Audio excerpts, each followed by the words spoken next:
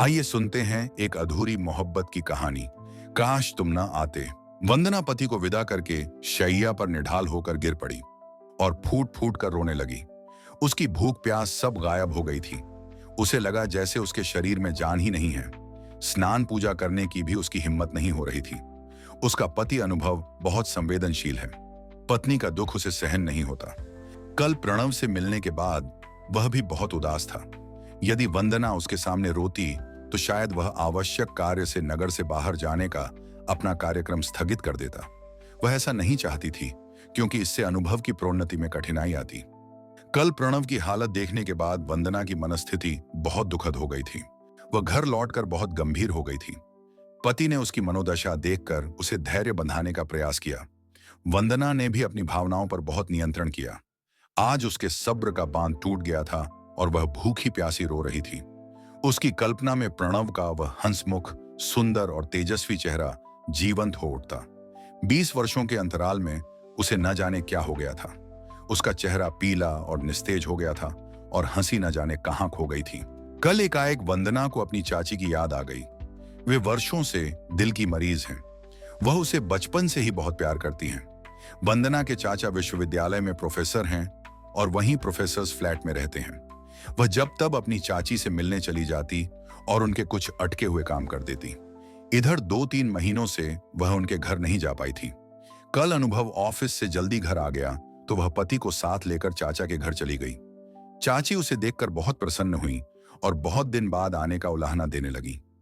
चाची जी ने बातों बातों में उससे कहा, अरे वंदना, तुम्हारे पड़ोस में जो प्रणव दीक्षित रहता था वह आजकल यहाँ एसोसिएट प्रोफेसर बनकर आ गया है।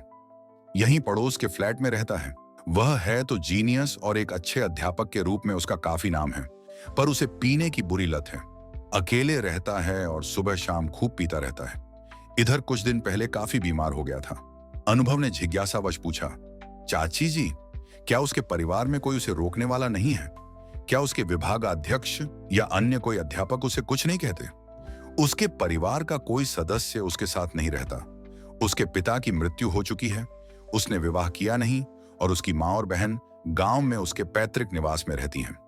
वे लोग उसकी बीमारी में तो देखभाल करने के लिए आई होंगी। नहीं, प्रणव ने उन्हें सूचित ही नहीं किया। शायद वह नहीं चाहता कि वे लोग यहां आएं और उसकी ऐसी दशा को अपनी आंखों से देख लें।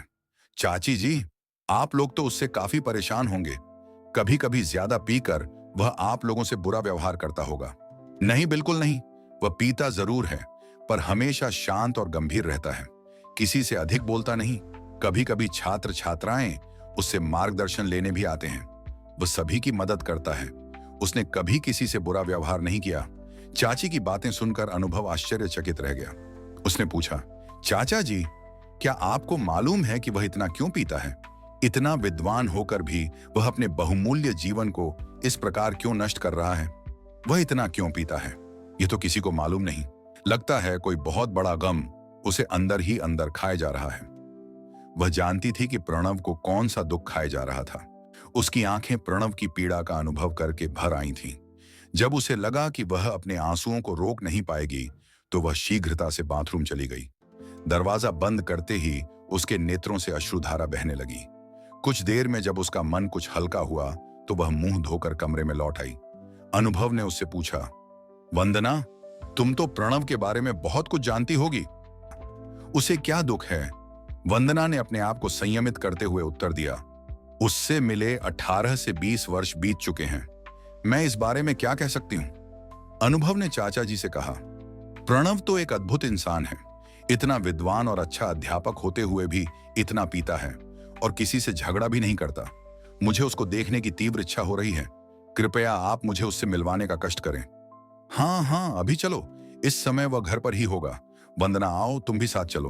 वंदना ने कहा, नहीं, आप लोग जाइए, तब तक मैं चाची जी से बातें करूंगी। अनुभव ने उसे धिक्कारते हुए कहा, अरे वह तुम्हारा पुराना पड़ोसी है, इतना बीमार रह चुका है। क्या इतने वर्षों बाद तुम उससे मिलना भी नहीं चाहती? वंदना उसे कैसे बताती कि वह प्रणव को ऐसी हालत में देखकर अपने को संभाल नहीं पाएगी। उसने टालने की कोशिश करते हुए कहा, उसे मिलने की इतनी जल्दी क्या है? आज तो मैं चाची जी से बातें करने आई हूं। प्रणव से फिर किसी दिन मिल लेंगे। परंतु अनुभव को प्रणव जैसे अद्भुत प्राणी से मिलने की तीव्र इच्छा हो रही थी। अतः वह वंदना को हठपूर्वक साथ लेकर चाचा जी के साथ उसके घर पहुंच गया। घंटी बजाने पर अंदर से धीमी सी आवाज आई और कुछ ही क्षणों में प्रणव ने दरवाजा खोला।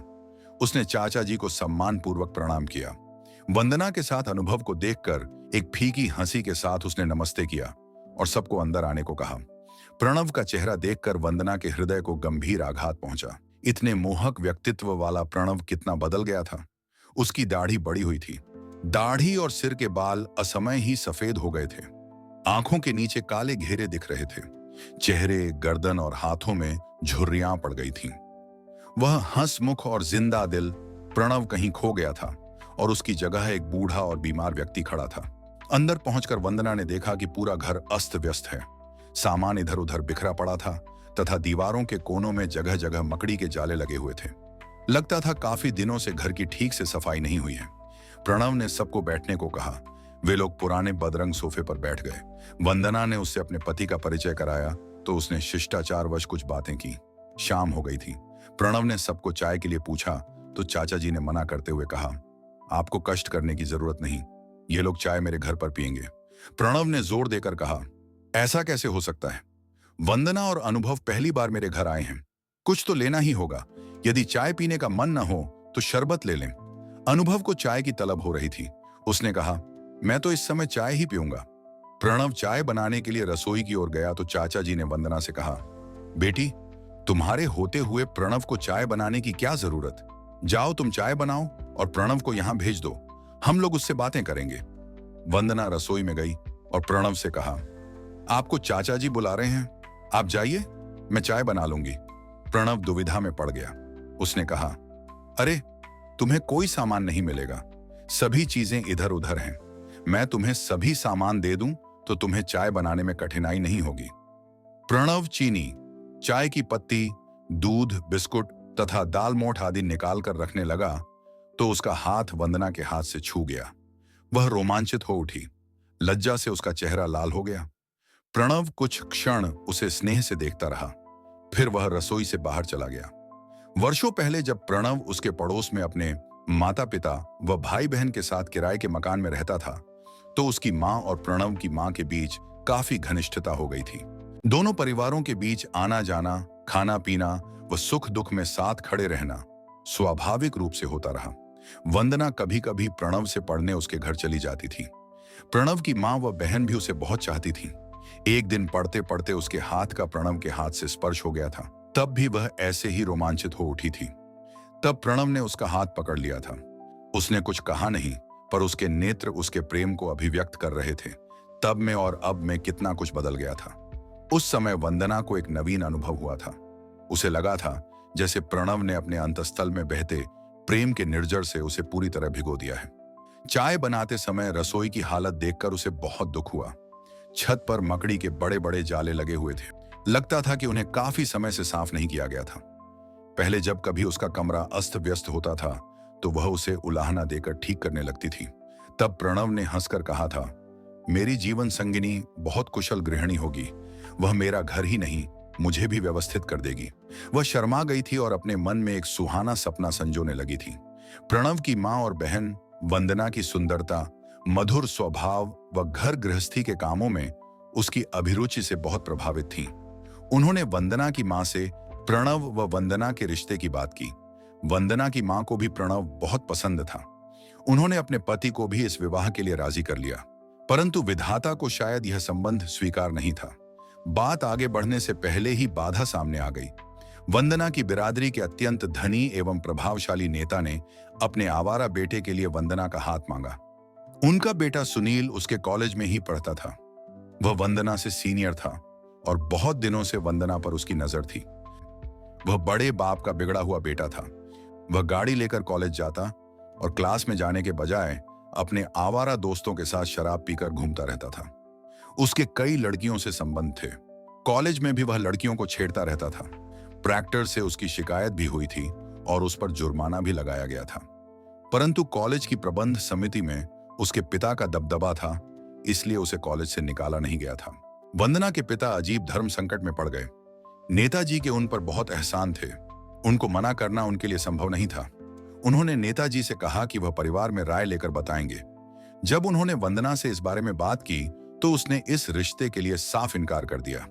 वंदना ने अपनी मां को भी सुनील के बारे में सब कुछ बता दिया तो वह भी इस रिश्ते के खिलाफ हो गई।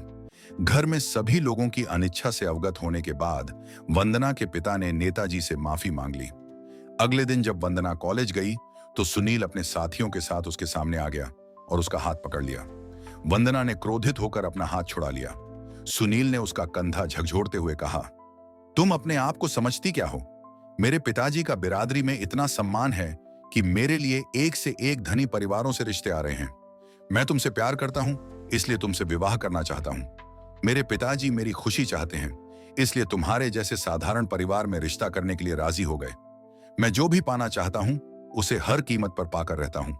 तुम्हारी भलाई इसी में है कि मुझसे विवाह के लिए हां कर दो और अपने पिताजी को मेरे घर भेज दो। वंदना ने उसे फटकारते हुए कहा, तुम कितनी लड़कियों से प्यार करते हो?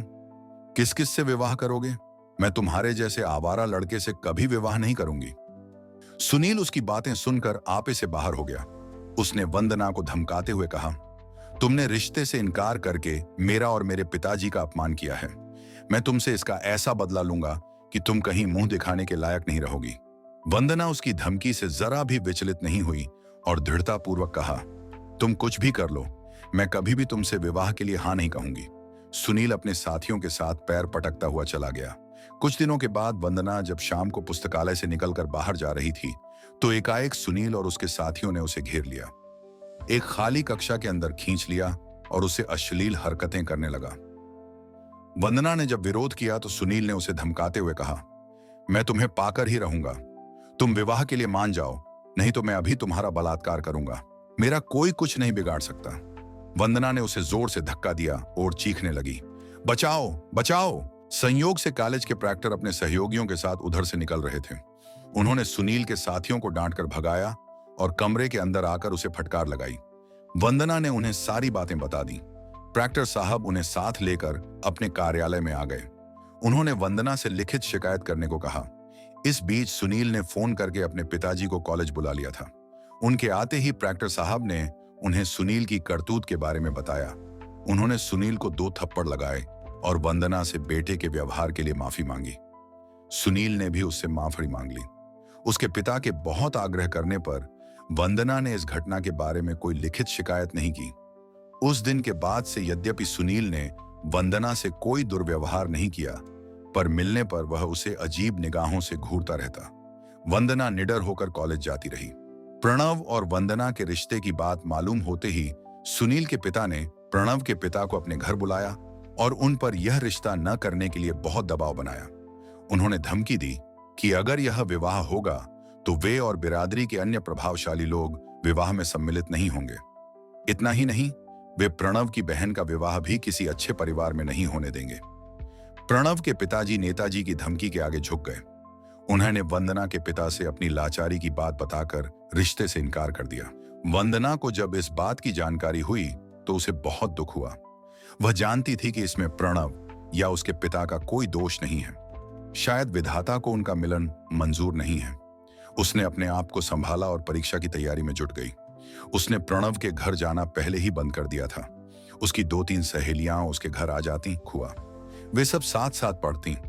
इस बीच वंदना के पिता उसके लिए योग्य वर की तलाश करने लगे। उसने IAS की तैयारी शुरू कर दी। इस बीच वंदना के पिता उसके लिए योग्य वर की तलाश करने लगे थे। एक इंजीनियर लड़के से उसके रिश्ते की बात आगे बढ़ी। उन्हें वंदना पसंद भी आ गई, पर रिश्ता पक्का होने से पहले ही वर पक्ष ने कोई बहाना बनाकर रिश्ते से इनकार कर दिया।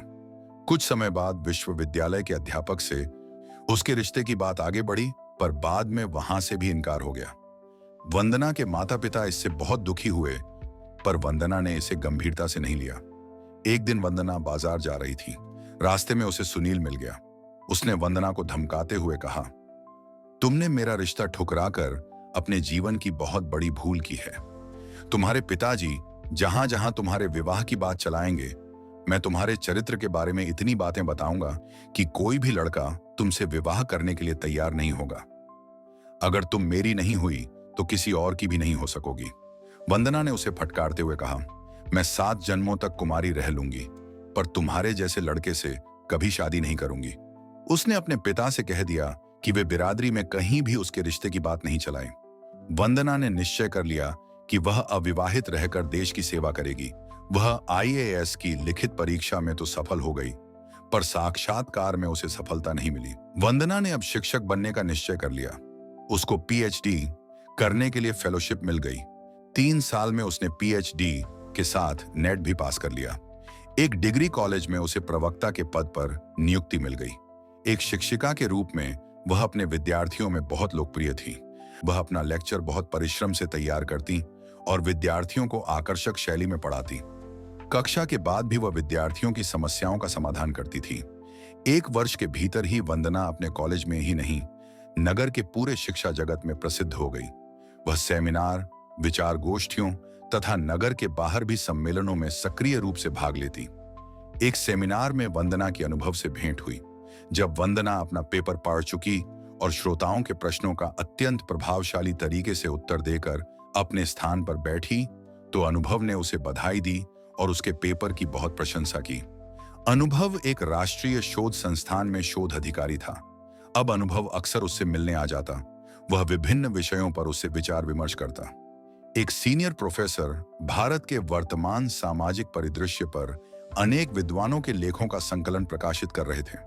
उसमें वंदना और अनुभव दोनों के लेख सम्मिलित थे। एक दिन अनुभव ने वंदना के समक्ष विवाह का प्रस्ताव रखा। वंदना ने विवाह के लिए मना कर दिया। अनुभव को बुरा लगा। उसने वंदना से पूछा, आखिर मुझ में ऐसी क्या कमी है जो तुम मुझसे विवाह नहीं करना चाहती? क्या तुम किसी और से प्रेम करती हो? वंदना ने उत्तर दिया, आप में कोई कमी नहीं है। आप अत्यंत विद्वान, शीलवान और सुसंस्कृत व्यक्ति हैं। वास्तव में मैंने विवाह न करने का निश्चय किया है। मैं शिक्षिका के रूप में पूर्ण रूप से देश की सेवा करना चाहती हूं, परंतु विवाह करने से देश सेवा में बाधा कैसे पड़ जाएगी? इसके विपरीत विवाह करके आप अपनी संतानों को भी सुशिक्षित और सुसंस्कृत बनाकर देश की अधिक सेवा कर सकती हैं।